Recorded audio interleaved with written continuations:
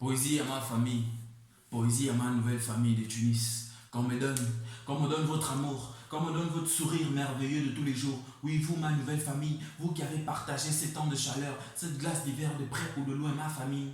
Qu'on me donne le sourire impulsif, les rires idylliques, les cacophonies, les instants de folie d'Elsa Ordila, pour que je dissimule mes peines et les remords, la douleur de mon karma. Qu'on me donne la passion de toucher à tout moment mon téléphone, pour que je ne m'ennuie point en attendant que l'heure de ma mort sonne. Qu'on me donne la clairvoyance, la beauté et l'amour de trouver le plaisir dans la solitude, comme Aminata, mon joli soleil de Dakar, pour que je ne me sente pas seul quand je déambule dans les rues de la Ouina. Qu'on me donne la sagesse dans mon corps de jeunesse, comme celle des reines bien et ses rangers, pour que je sorte de mes tourments, pour que je clame, pour que j'affirme de vive voix que je suis indépendant. Qu'on me donne l'envie de créer mon univers dans ma chambre, qu'on me donne l'envie de créer mon univers dans mon âme, comme Hamza dans sa chambre, qu'on me donne l'impression d'être indisponible pour nous, mais pourtant toujours disponible pour vous. Qu'on me donne la volonté, la passion de prier Allah, comme la manière de prier de Yahya Hamza. Qu'on me donne la tranquillité et la beauté dans ma vie, comme celle de Grazi, pour que je vive ma vie comme si je ne dormais pas sur un lit de soucis. J'aimerais qu'on me donne la douceur dans mon corps, cette chaleur du chat, comme la douceur du corps des rêves, Ibinga. Qu'on me donne le goût de traiter les autres en égalité, avec équité, de leur prouver que je les aime comme Okaï, de montrer la sincérité de mon amitié en leur traitant de comique, comme ce cher monsieur d'Eric. Oh oh, comme le rythme de ma poésie est trop fort. Qu'on me donne le goût, le plaisir, les désirs, les projets fous, l'envie de croquer dans un tabouna, le goût de dévorer un malfouf comme la vie de Tony NDG.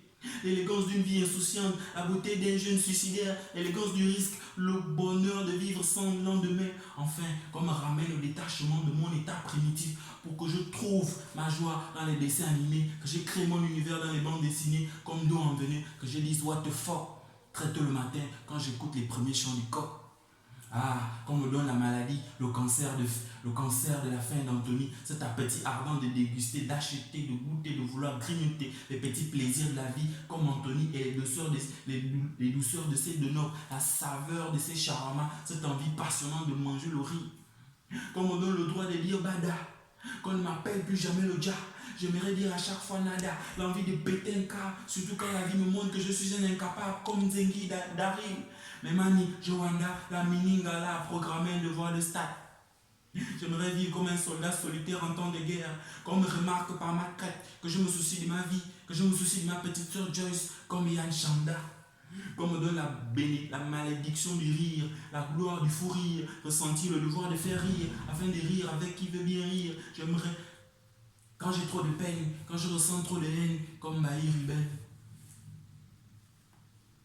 Qu'on me donne l'envie ardent d'apprendre, de vouloir me défendre, de me faire entendre, de penser à entreprendre, d'oser, de me relever, même si j'ai échoué comme Ulrich Tandila, afin de marquer mon empreinte sur cette terre des hommes. Je suis peut-être petit détail, mais j'accomplirai des grandes choses.